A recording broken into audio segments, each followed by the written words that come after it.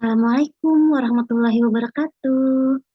Nah, perkenalkan, saya Linda Kristiana. Di sini saya akan menjelaskan tentang pendidikan agama Islam UAS 2022. Baik, dengan nomor NIM saya ialah 28922500023, manajemen kampus C. Dengan dosen pengampun ialah Bapak San Hoji SAG MM. Baik, di sini saya akan menjawab tentang UAS Ma'rifatul Insan. Apa itu Ma'rifatul Insan? Ialah tentang bagaimana mengenali diri sendiri. Seorang dapat dikatakan sebagai manusia apabila ia memanfaatkan tiga potensinya, yaitu hati, telinga, dan mata. Apabila ketiga itu dapat dimanfaatkan dengan baik, maka itulah manusia. Apakah wujud yang kita kenal ini manusia? Apakah dengan wujud ini dikatakan manusia? Baik.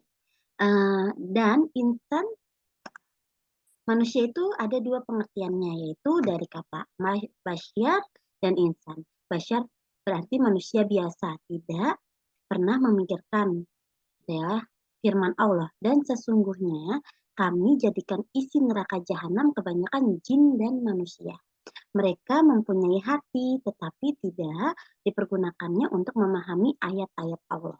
Dan mereka mempunyai mata, tetapi tidak dipergunakan untuk melihat tanda-tanda kekuasaan Allah.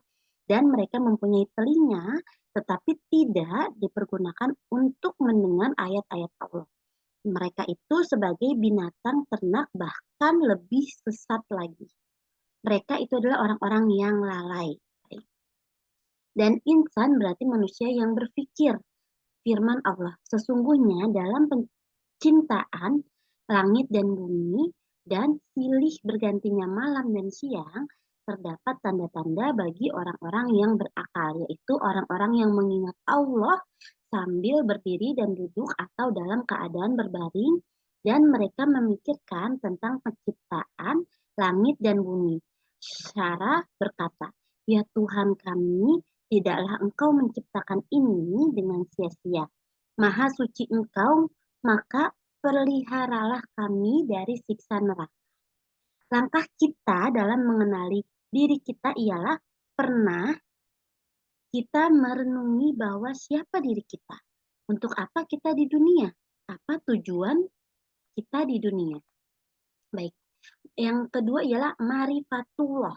Marifatullah istilahnya marifatullah yang berasal dari kata arafah, yaitu ya rifu, yang berarti mengenal. Ma'rifatul juga dapat diartikan sebagai adalah upaya manusia untuk mengenal Allah lebih jauh, sehingga membuat kadar keimanan dan ketakwaan seseorang muslim dan muslimah menjadi lebih tinggi. Baik, selanjutnya ialah dalam sebuah ayat Al-Quran menjelaskan seseorang yang telah mencapai tahap ma'rifatullah maka akan memiliki ketakwaan yang tinggi. Ayat tersebut berbunyi, Innama yahsawaha min ibadihil ulama. Artinya, sesungguhnya yang takut kepada Allah di antara hamba-hambanya hanyalah orang-orang yang berilmu atau mengenal Allah Azza wa Jalla. Baik, untuk sampai pada marifatullah, maka terlebih dahulu seorang harus mengenal hakikat dirinya sendiri. Itulah sebuah jalan yang pertama-tama harus dilalui seorang hamba yang telah mencapai tahap marifatullah, akan memiliki ketakwaan dan keimanan yang tinggi kepada Allah. Marifatullah dapat diraih dengan berbagai cara, mulai dari mengenal nama-nama Allah, atau Asmaul Husna, mempelajari sifat-sifat wajib dan mustahil Allah, bahkan mengenal bentuk-bentuk makhluk yang diciptakan oleh Allah Subhanahu wa Ta'ala. Dengan begitu, kita akan semakin sadar betapa besar kekuasaan Allah terhadap seluruh makhluk di muka bumi ini. Lalu, selanjutnya ialah Marifatul Rasul. Marifatul Rasul, manusia sangat membutuhkan adanya seorang Rasul. Karena secara fitrah manusia selalu ingin tahu keberadaan Sang Pencipta, selalu menginginkan untuk dapat mengabdikan secara benar kepada Sang Pencipta, Allah Subhanahu wa Ta'ala, dan selalu menginginkan kehidupan yang teratur. Untuk bisa mengetahui secara benar tentang keberadaan Allah, bagaimana cara melakukan pengabdian kepadanya, dan bagaimana bisa memahami aturan main hidup yang dibuat oleh Allah Subhanahu wa Ta'ala sebagai pencipta yang akan menjadikan kehidupan manusia menjadi teratur. Semuanya itu hanya bisa diperoleh melalui penjelasan atau petunjuk dari seorang rasul.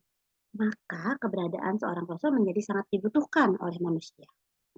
Baik, selanjutnya ialah Allah Subhanahu wa Ta'ala berfirman, artinya katakanlah kepunyaan siapakah bumi ini dan manusia yang ada padanya. Jika kamu mengetahui, mereka akan menjawab kepunyaan Allah. Katakanlah, maka apakah kamu tidak ingat?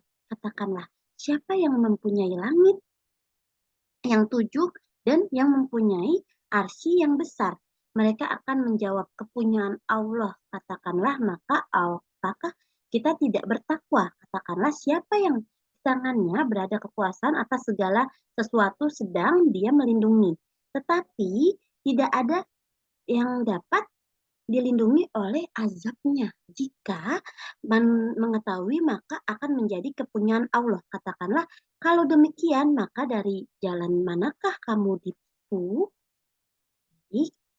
Yang selanjutnya ialah Asmaul Husna. Di sini ada Asmaul Husna, yaitu ada 99. Contohnya seperti tabel di atas ini. Baik, yang ketiga, selanjutnya ialah sifat Allah. Sifat Allah dibagi menjadi 3, yaitu sifat wajib adalah sifat yang pasti dimiliki oleh Allah, sifat mustahil adalah sifat yang tidak mungkin ada pada Allah. Yang ketiga, sifat jaiz adalah sifat bebasnya Allah berbuat atau tidak berbuat sesuatu. Lalu ada sifat-sifat Rasul. Sifat Rasul adalah manusia pilihan Allah. Rasul pun memiliki sifat-sifat yang melekat pada dirinya. Sifat-sifat ini sebagai bentuk kebenaran seorang Rasul. Sifat terpuji Rasul ini disebut sebagai sifat wajib yang terdiri dari 4, yaitu sidik, benar, amanah, dapat dipercaya, tablik, menyampaikan perintah dan larangan, serta fatonah, cerdas. Selain itu ada juga sifat mustahil Rasul, yaitu kidzib, khianat, al-kitmat, dan al-baladah. Sifat mustahil yaitu sifat yang tidak mungkin dimiliki oleh Rasul, sebab mereka adalah seorang pilihan yang terjaga, terpelihara, atau terhindar dari dosa maksum. Sifat mustahil ini merupakan kebalikan dari sifat wajib Rasul. Baik, sudah cukup penjelasan dari saya. Semoga bisa diterima dengan baik. Waktu dan tempatnya saya ucapkan terima kasih. Assalamualaikum warahmatullahi wabarakatuh.